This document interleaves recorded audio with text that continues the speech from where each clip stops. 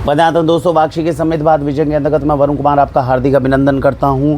आज से 4 साल पहले मैंने एक वीडियो बनाई थी जिसके अंदर मैंने कहा था आने वाले समय में 2 ऐसे डिसऑर्डर्स हैं जिससे हर दूसरा या तीसरा परिवार मेट्रोपॉलिटन सिटी के अंदर अफेक्ट होगा, बहुत बुरी तरीके से अफेक्ट होगा।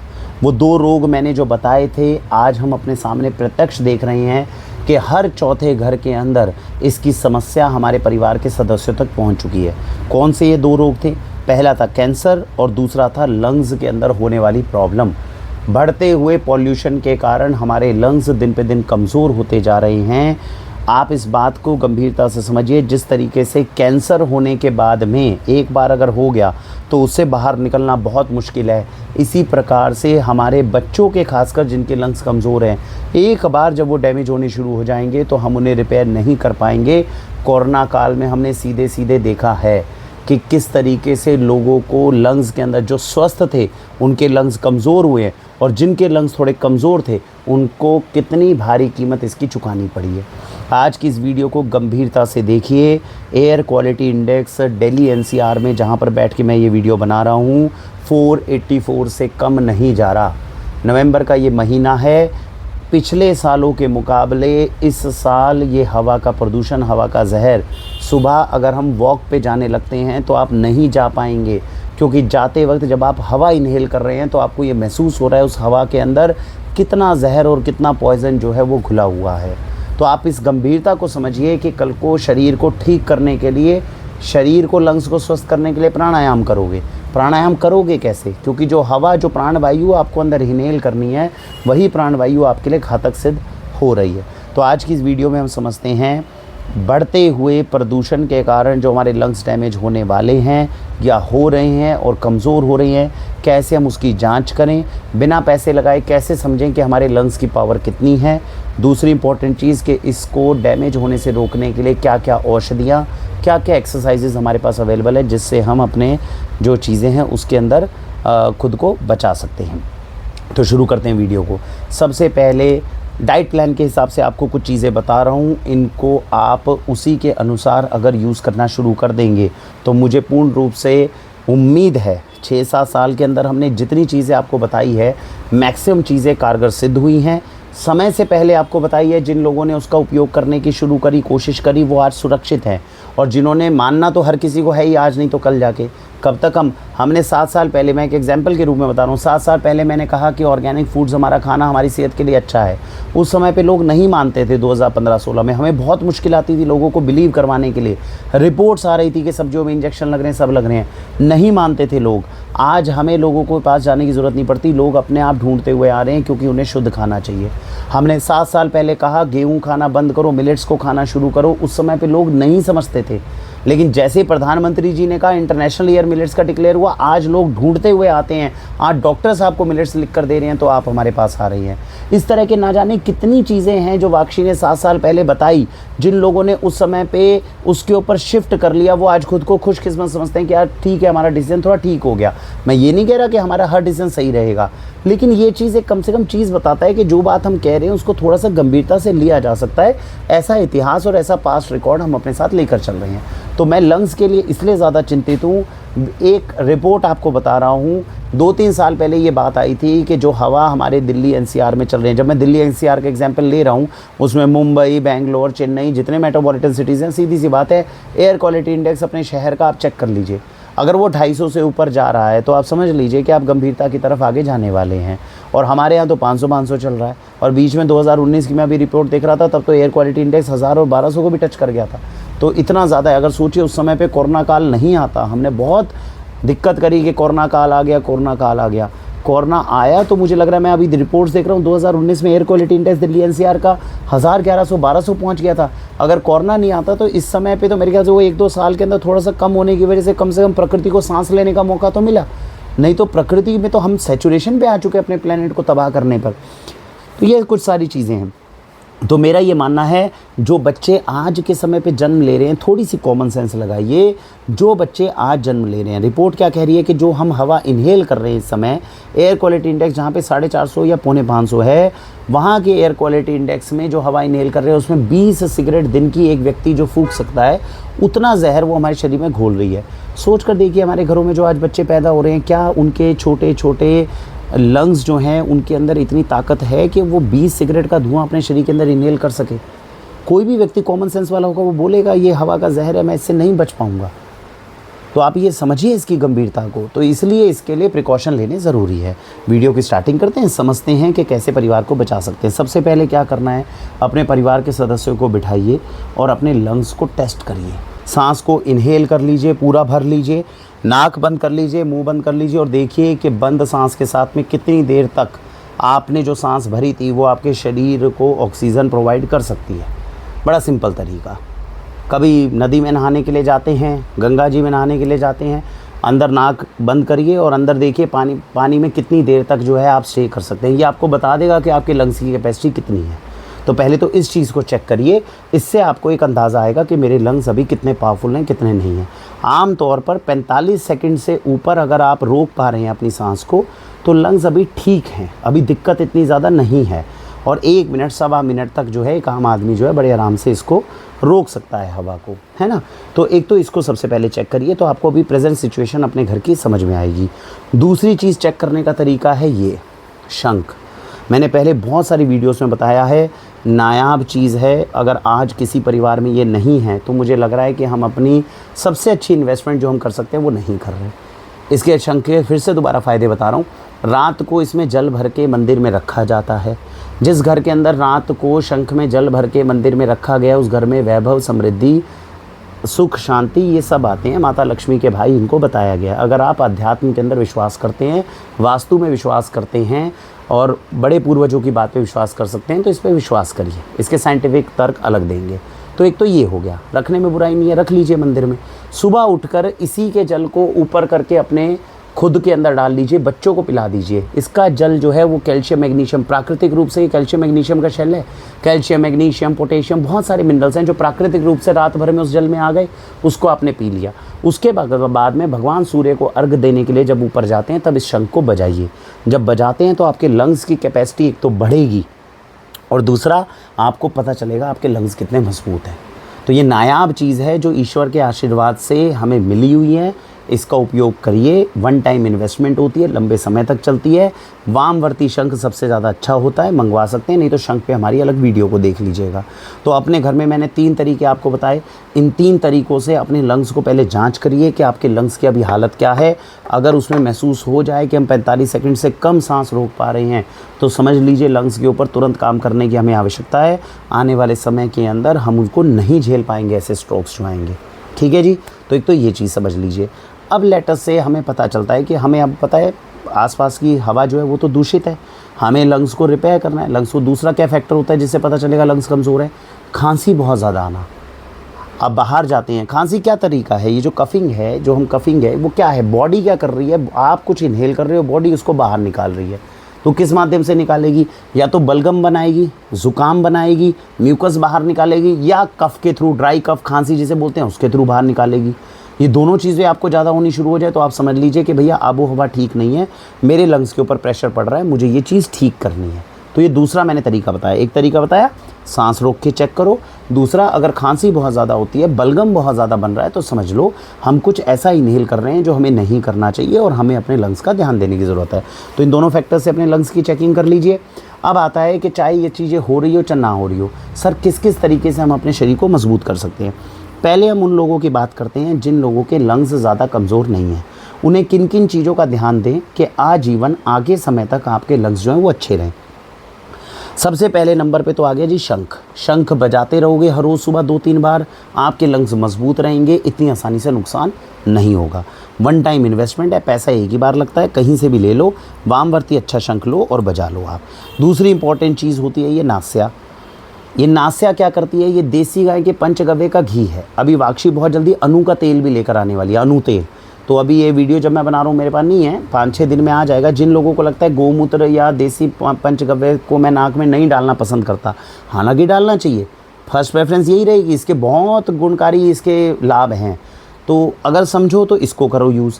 अगर नहीं कर रहे हो और कहते हो नहीं जी हम गोमूत्र या गोमें नहीं डालेंगे, हमारी ज़िद है, तो फिर अणु तेल होता है। अणु तेल के अंदर पंचगव्य नहीं होता, तेल होता है, वो नाक में रात को 2-2 बूंदे डाल के सोया जाता है। ये क्या करता है, जब नाक के अंदर डालते हो तो पूरे रेस्पिरेटरी श्वास तंत्र को जो है क्लियर करता हुआ नीचे जाएगा। तो अंदर ब्लॉकेजेस होंगी ना, हम में से बहुत सारे लोग हैं तो सांस ही गहरा नहीं ले पा रहे।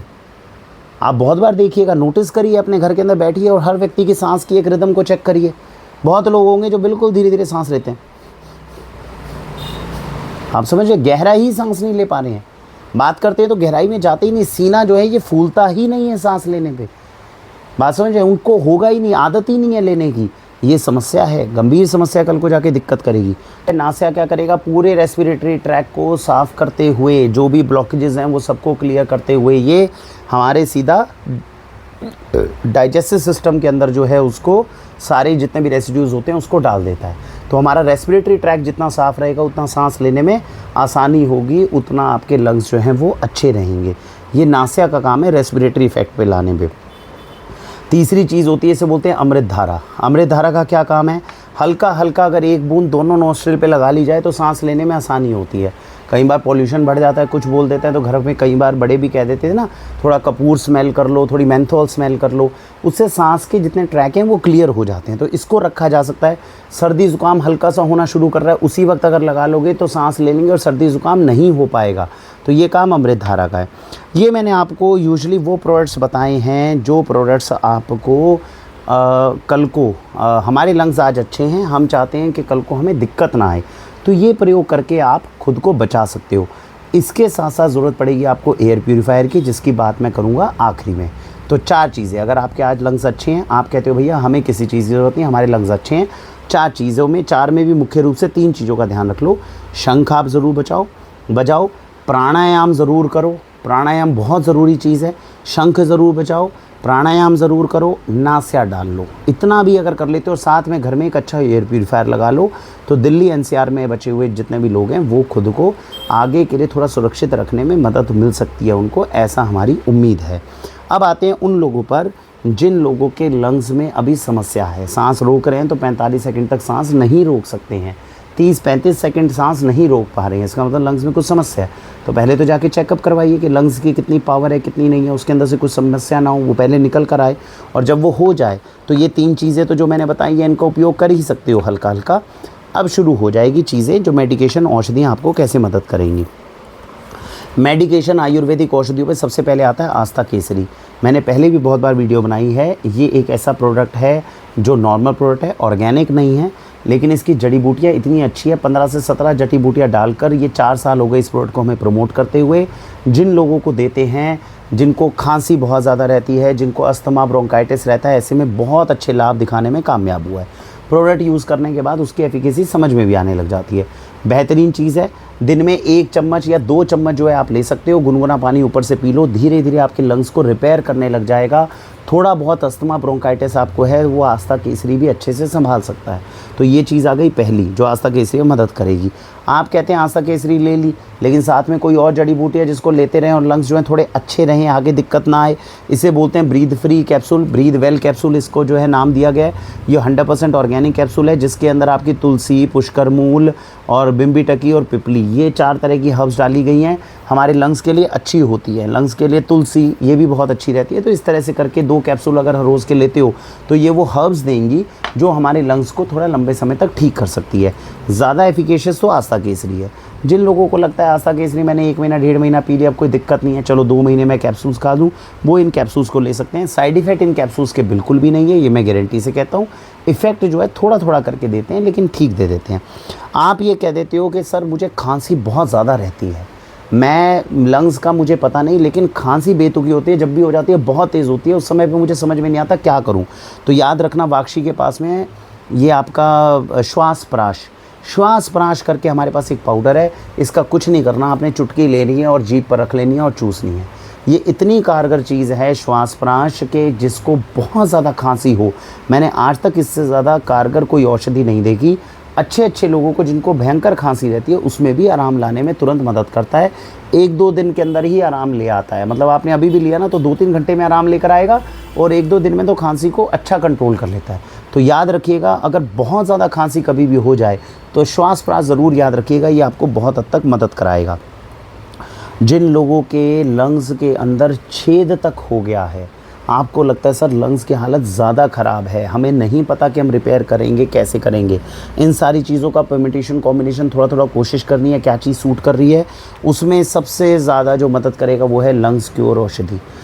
ये औषधि और ये जो श्वास प्राश है, ये दोनों हमने बहुत बार बताया अपनी वीडियोस में। नजफगढ़ के वैद्य हैं लोकेश जी, जो ये बनाते हैं, बहुत बढ़िया इंसान है और उनकी बनाई हुई आज तक किसी औषधि ने हमें निराश नहीं किया। बहुत बेहतरीन तरीके से लोगों की सेवा करके मदद कर रहे हैं।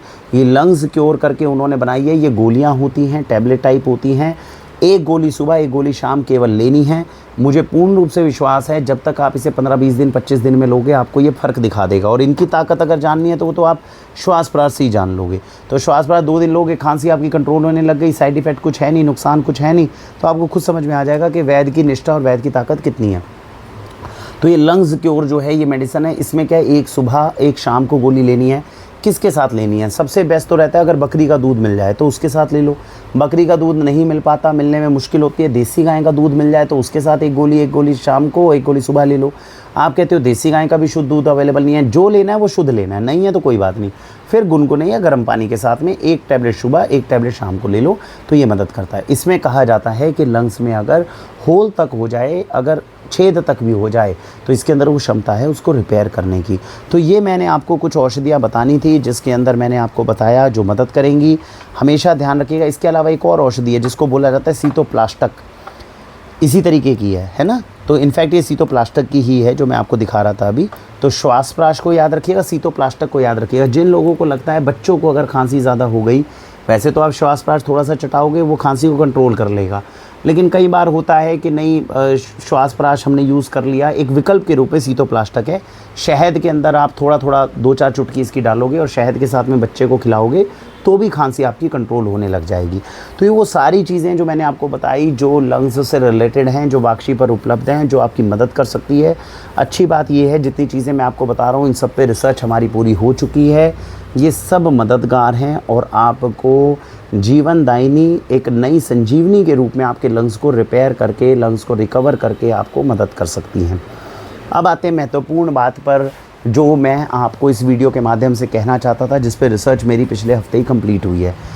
देखो ये जितनी चीज़ें मैंने आपको बताई, ये वो कौन सी चीज़ें बताई हैं जो आपके लंग्स को जब डैमेज होना शुरू हो तो हम उसमें आपको बचाने की कोशिश कर सकें। हवा तो प्रदूषित है, हवा में तो जहर है। होना क्या चाहिए? होना ये चाहिए कि हवा के जहर को हम ख़त्म कर दें। भाई जब हवा ही शुद्ध हो जाएगी तो इनमें से किसी चीज़ की ज़रूरत ही नहीं पड़ेगी, लेकिन वो अब हमारे हाथ में नहीं रहा। तो 2 चीज़ें हैं जिसके ऊपर बाक्शी काम कर रही है। पहली बात तो पर्यावरण हमारा कोर सब्जेक्ट है। आप हमारे YouTube चैनल को अगर फॉलो कर रहे होंगे तो आप देख रहे होंगे कि पर्यावरण के अंदर चाहे यमुना की पैदल यात्रा है, जन जागरण के काम है, सरकारों के पास जाना हो, ये सभी काम के अंदर हम खुद अपनी सोशल रिस्पॉन्सिबिलिटी समझ के अच्छा काम करने की कोशिश कर रहे हैं, ताकि धीरे धीरे सरकारों पे दबाव बनाकर लोगों को जागरूक करके किसी तरीके से हवा के प्रदूषण को कंट्रोल किया जा सके। लेकिन आप ये समझिए जटिल समस्या आसान नहीं है, कल तो नहीं होने वाली, इसीलिए आपको दूसरा विकल्प बताया गया। एक विकल्प जो आपके हाथ में अभी है, अगर आप अफोर्ड कर सकते हैं तो मैं आपको कहूँगा आप एयर प्योरीफायर ख़रीद लीजिए। मैं ज़्यादातर मशीन्स जो हैं वो ख़रीदने की सलाह नहीं देता, लेकिन एक दूसरी बात यह है कि मैं एक प्रैक्टिकल प्रैग्मेटिक व्यक्ति हूँ जो गंभीरता को समझते हुए ज़िद पे नहीं अड़ता हूँ। खासकर सेहत से जुड़ी जब बातें होती हैं तो उसको हम ज़िद पे ना अड़कर प्रैक्टिकल गंभीरता को समझें। मैंने कैंगन वाटर प्यूरीफायर जब बना था तो उसमें आप लोगों को मना किया था वीडियो के अंदर, और मैंने कहा था कि वो मेरी जांच के अंदर सही नहीं बैठता तो इसको ख़रीदने की आवश्यकता नहीं है। लेकिन मैं RO प्यूरीफायर के अगेंस्ट नहीं हूँ। जब आपके घर के अंदर, अब जैसे मैं वैशाली गाज़ियाबाद में रहता हूँ, यहाँ पे गंगा वाटर आता है जिसका TDS 250 है, तो मुझे RO प्यूरीफायर की ज़रूरत नहीं पड़ती। लेकिन जब गंगा का पानी नहीं आ पाता है तब RO प्यूरीफायर की ज़रूरत पड़ती है। तो मेरे घर में RO प्यूरीफायर है, तब मुझे पीना पड़ता है उसका पानी। मैं 24 घंटे RO प्यूरीफायर का पानी नहीं पीता हूँ, ये मेरी एक व्यक्तिगत जो चीज़ है जो मैं सलाह देता हूँ। ऐसे ही अब आप एयर प्यूरीफायर के कॉन्सेप्ट को समझिए।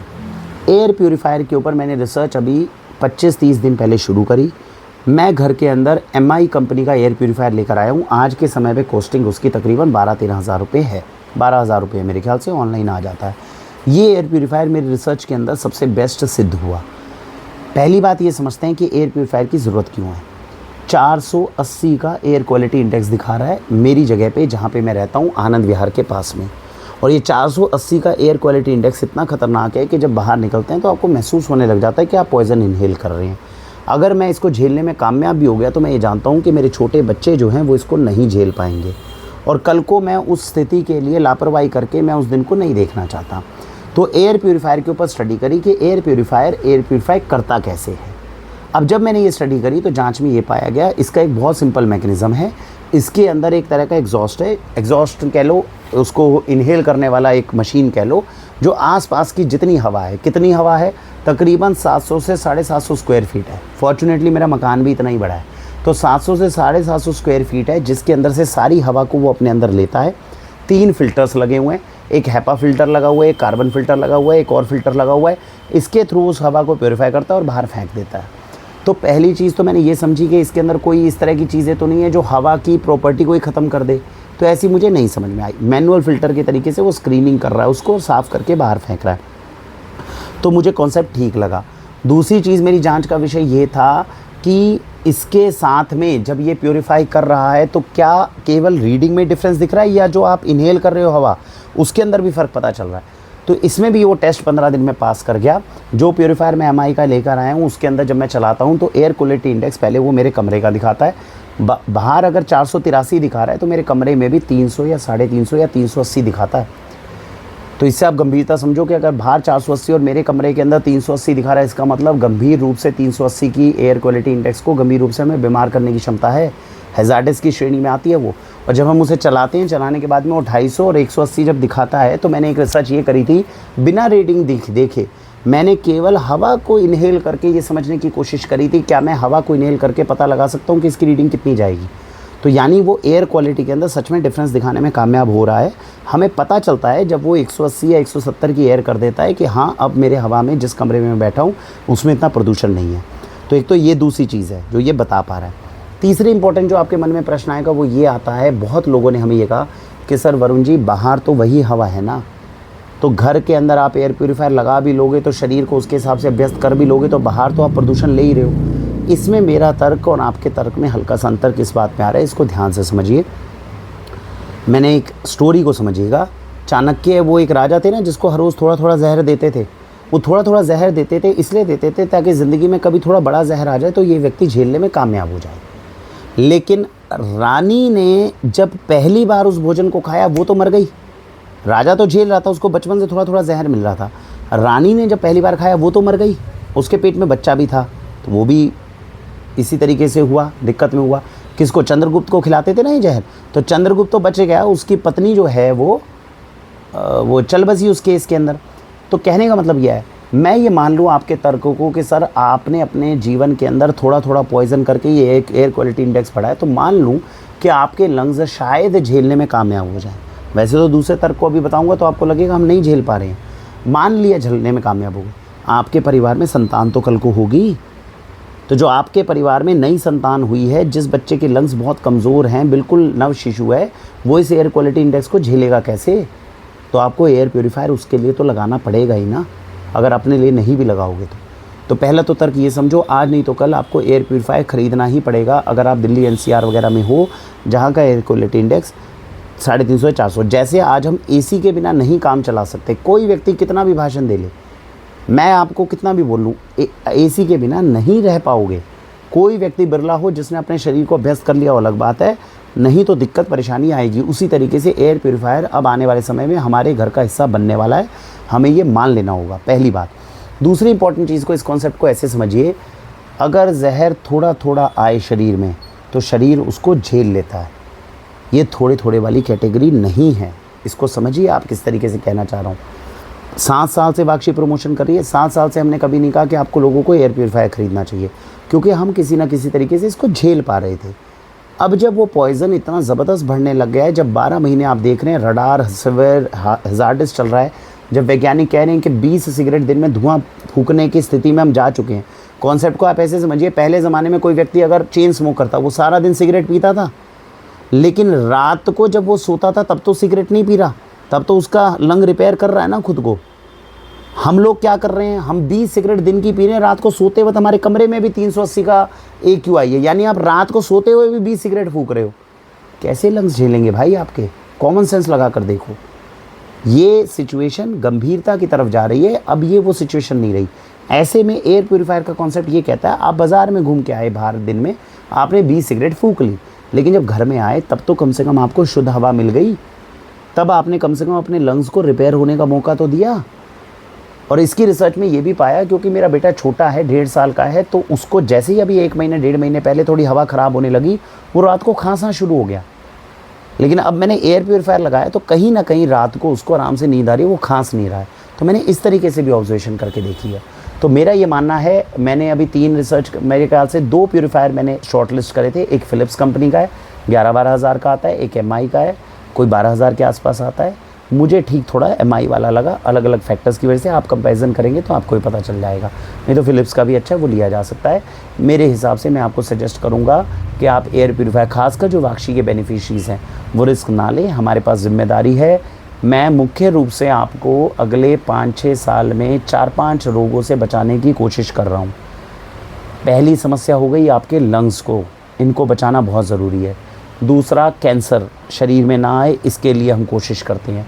तीसरा, हृदय, हार्ट बहुत कमज़ोर हो रहे हैं दिन पे दिन। 25-25, 30-30 साल के लोगों को हार्ट अटैक आ रहा है, इससे हम बचाने की कोशिश कर रहे हैं। चौथी चीज़ हम आपको बचा रहे हैं फैटी लिवर से। फैटी लिवर में भी बचाने में हम बहुत अच्छा रोल प्ले कर सकते हैं, थैंक्स टू दिस वैद, जिसने एक ऐसी चीज़ बनाई है, क्योंकि मैं रिसर्च खुद पे कर चुका हूँ। तो फैटी लिवर में भी हम बचा सकते हैं आपको। तो ये 4 चीज़ें मैंने आपको बताई है, जिसके अंदर मैं बचाने की मुख्य रूप से कोशिश कर रहा हूँ।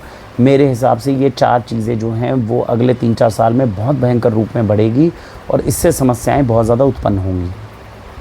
और इन चारों से ही बचाने के लिए जो है हम लगातार, और इसके अलावा हो गई IBS, पेट की समस्या, ये दिन पे दिन बढ़ती जा रही है। तो 5 चीज़ें हो गई। और इन 5 चीज़ों में मुझे खुशी इस बात की है कि देश के अंदर जो फाइनेंस डॉक्टर्स के पास भी आप जाएंगे, हम चाहे पढ़े लिखे ना हों, चाहे हम कैसे भी हों, लेकिन मैं आपको ये गारंटी से बता सकता हूँ कि इनको आपको बचाने के लिए जो उन लोगों के दावे हैं या उन लोगों की साइंस है या उनका विज्ञान है, हमारा विज्ञान उनसे बहुत ज़्यादा कम नहीं है। इन चीज़ों की ज़रूरत पड़ेगी और हम बचा सकते हैं। तो मेरा यही मानना है कि कोशिश करते रहना चाहिए, सूझबूझ लीजिए, अपनी तरफ से अपनी रिसर्च करिए और रिसर्च करने के बाद में जो अच्छी चीज़ें हैं उनका सेवन करना शुरू करिए।